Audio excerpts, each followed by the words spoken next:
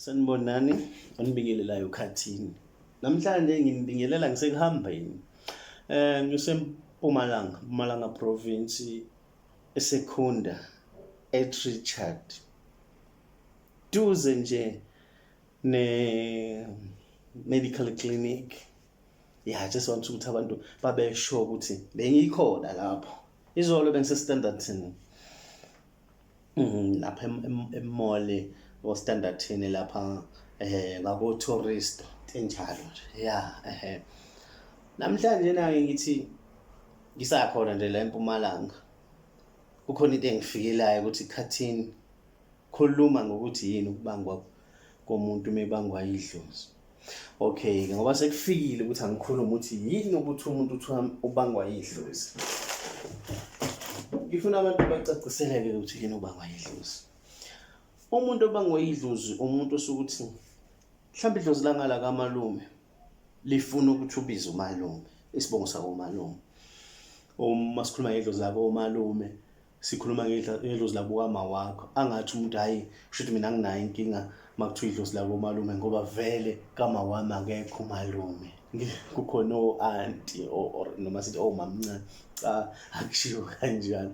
Makuthiwa ke umalume kushiwo la kuzalwa khona uma wakho. Ukuthi ukhona umalume, ukhona umuntu onentshebe noma akekho ngomalume kodwa. Makuthiwa idlozi labo malume lifuna ukuba khona. Nelako baba lifuna ukuthi ube wakhona. Yilapho ithuba ngwayidlozi kangangoba nezinto zakho ziyadonsisana.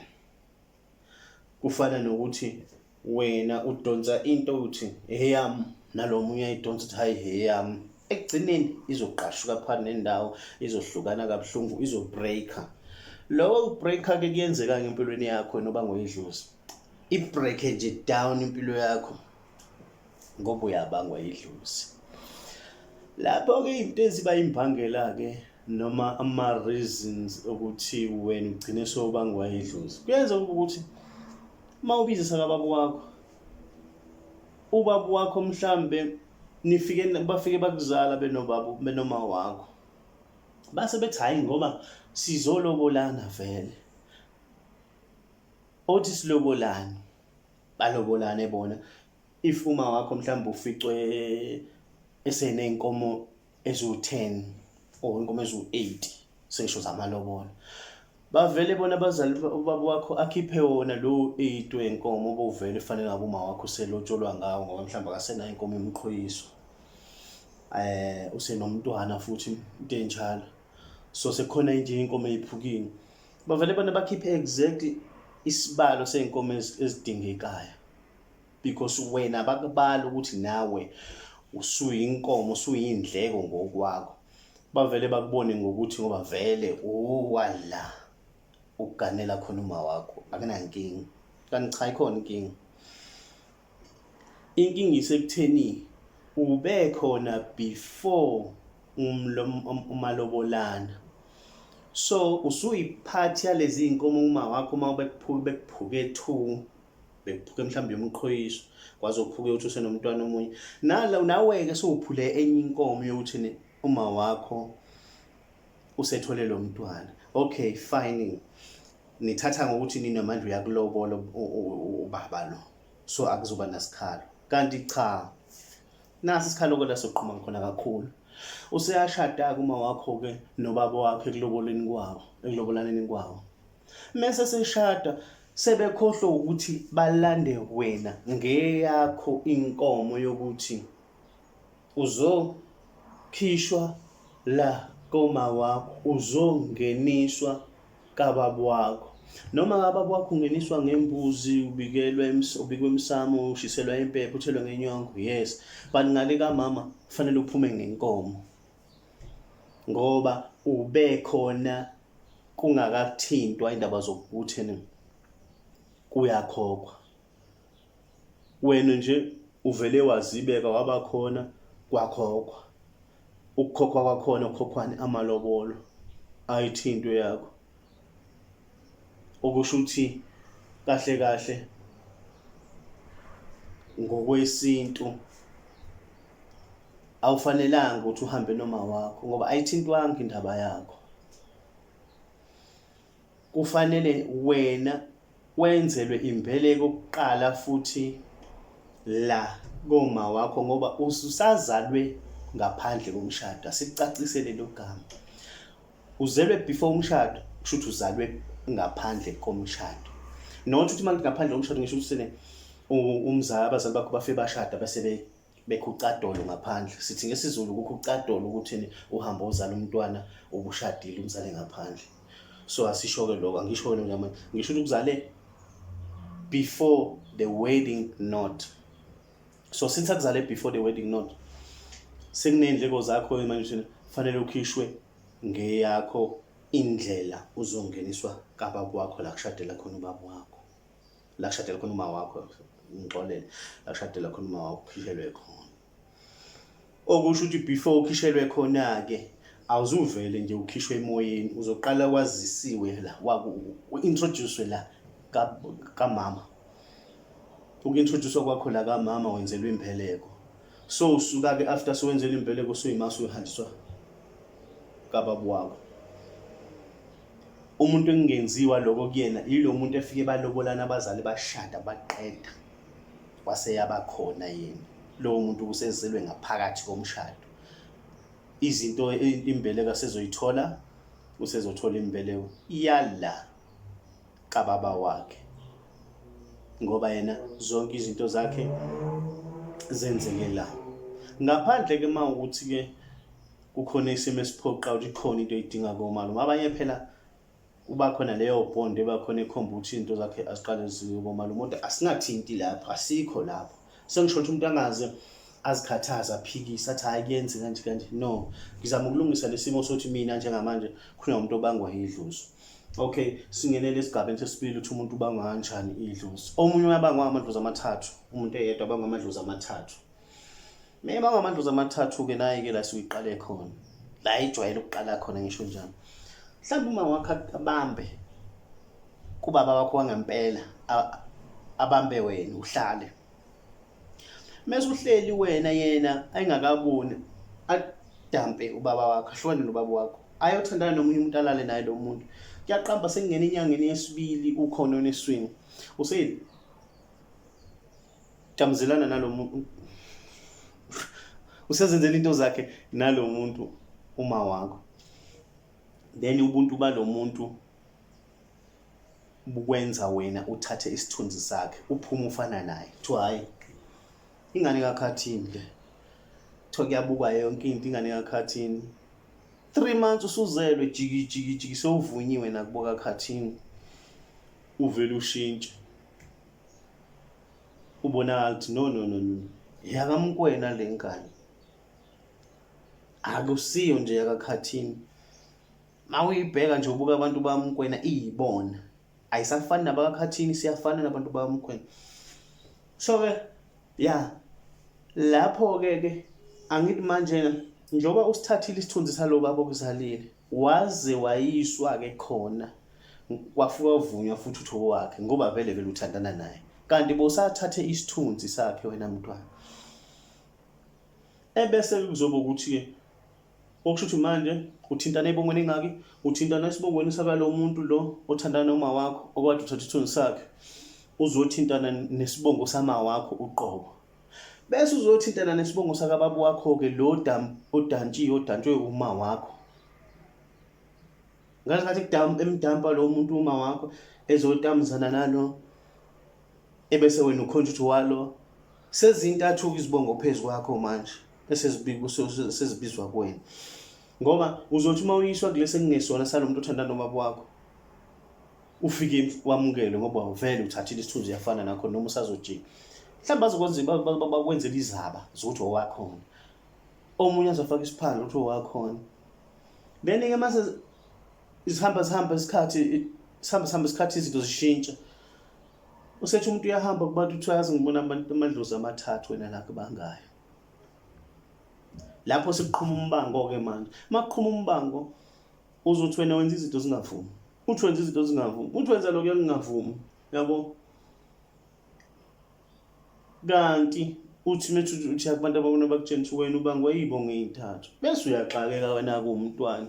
Angikhulumi ke mase uthi umzala akasekho, lapho mase ngasekho umzala isakhulunywa yalo baba wakho biological father wangempela wakho, ayisakhulunywa ngoba wadampeka eli wathandana nalo muntu wena wakhonjwa yilo wena, uma wakho wathandana nalo muntu wakhonjwa kuyena. Manje mase zintathu ke lezi ibonge ezikuthintayo, impilo yakho ikize phambili kahle. So uzostakha ke manje na usabathe uyabamba uyayeka kuthiwa yona unezibonge ezintathu usilana. Wena uzusazi ke lesi sesithathu. Kanti lesi sifanele silanywe uma wakho uthi hayi ukhona umuntu mhlambe wakwabanje nje. So mina nje ngendlala ukuthi wenze kanjani ukuthi umuntu uthi ubangwa amadlozi. Ngenze siqedile isigaba sesibili njengoba ngisho ukuthi kuthi umuntu ubangwa amadlozi. Isigaba sesithathu ke naku ke manje pheke kuthiwe ubaba wakho yena uqobo ukhule wazitshela nje ukuthi yena uyilesibonga ayisona, kanti naye akusona mhlawumbe ukubhekane nebhidani solid efana nale ngike eqeda kuyichaza. Ithi le bhidani solid isivuka kuwena mntwana wakhe ngokuthi usekuzalile ke wena noma usenizalile nini washado kulo wakhe umshado wawenza completely wa perfect wagcina zonke izinto. So ke nina ke manje na senithi nenza impilo ayene ayenzeki, nithi nizama impilo ayizameki. Manithi niyaphuma niyabona kuvela ukuthi hayi nina nibangwa yidlozi, isibongo nisebenzisa kusona.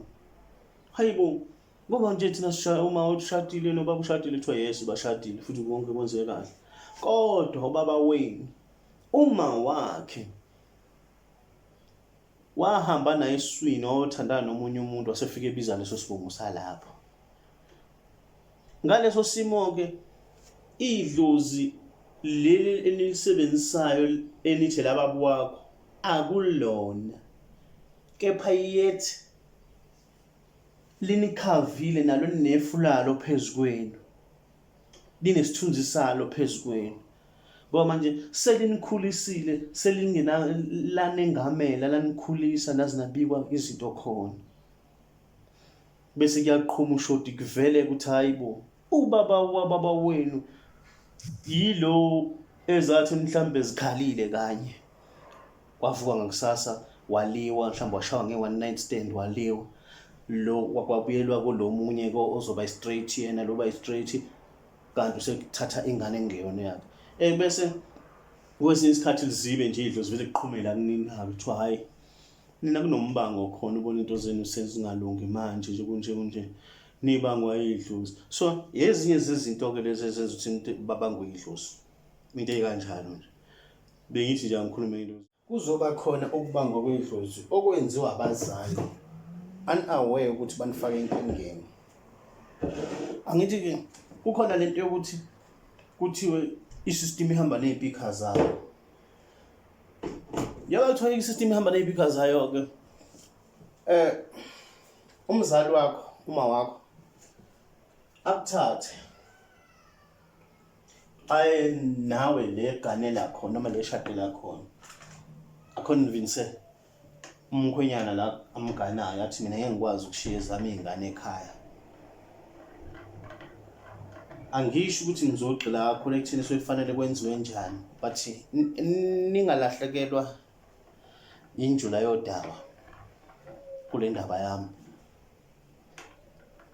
Bangathi abantu usuku ethi asenze njani, no, ngifuna mina nicacelwe izathu kuphela, okunye nokunye sobe sikhuluma. So ngakho bevumelana ku stepfather womntwana lo okuyena umuntu omganayo, uma uthi wena isystem ihamba nezipika zayo avume yena kuthi hayi kulungile ziyakhala ayizi system nezipika zayo. Sisho lapho ukuthi phela usisi lo ufuna ukuza nezingane zakhe emshadweni la utholile engezona ezakho,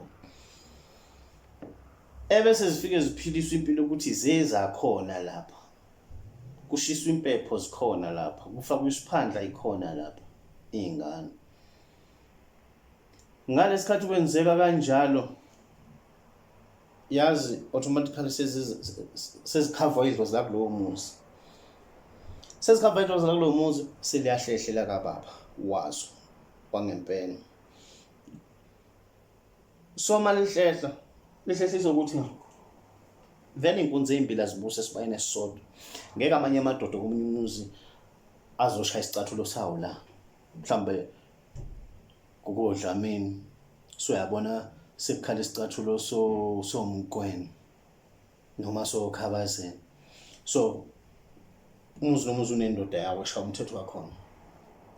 Ngalesikhathi ke ekhona lo mntwana lona ke ethe uma wakhe uhamba naye uzala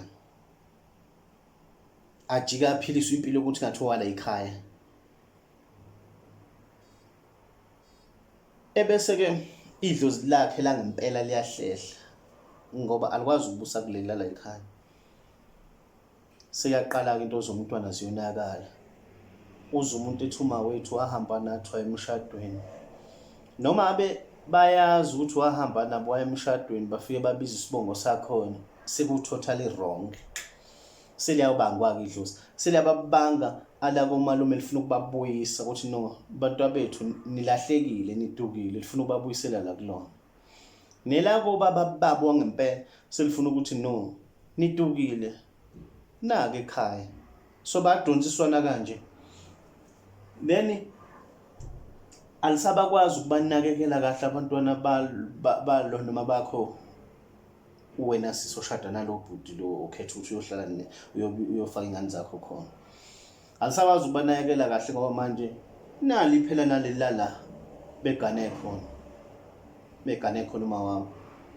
Kahle kahle ngesizulu ke kuthiwa wagana nabantwana bakhe. Into kanjalo nje. Noma kuthiwa wafika nonina. Kusuke lapho sekushiwo umuntu ovele nje wamukela ukuthi uzofaka la ekhaya ngathi wala ekhaya. Lapho lo muntu seliyambanga ke idlozi. Esimene esikanjalo sengene esimeni sokuthi ngaphansi kokubangwa yidlozi. Into ekanjalo ke nje ezenza ukuthi empilweni yomuntu uthi ubangwa yidlozi. Into enjalo izolezo into ezenza ukuthi umuntu abangwe yidlozi. Ke kube ngcono ukuthi noma ngingafuna ukuqhama nama solutions namhlanje kodwa ke kube ngcono ukuthi umntwana at least afike sakuvakasha la uganele khona. Kungabe sokuthi noma kushiswe impepho ukhona noma efakwe iphandla usefakwe iphandla zakhona usumqhatha nosizi usengena kanjani endweni zokuthi abe phansi kombango wedlozi. Sezobanga amadlozi amathathu lama wakhe lababo wakhe elala ekhaya manje. Elala lapha ekhona sengisho la ekhaya lapha eseganele khona noma wakhe. So umuntu zonke lezi engichazile umuntu ungena kanjalo ekubangweni yidlozi.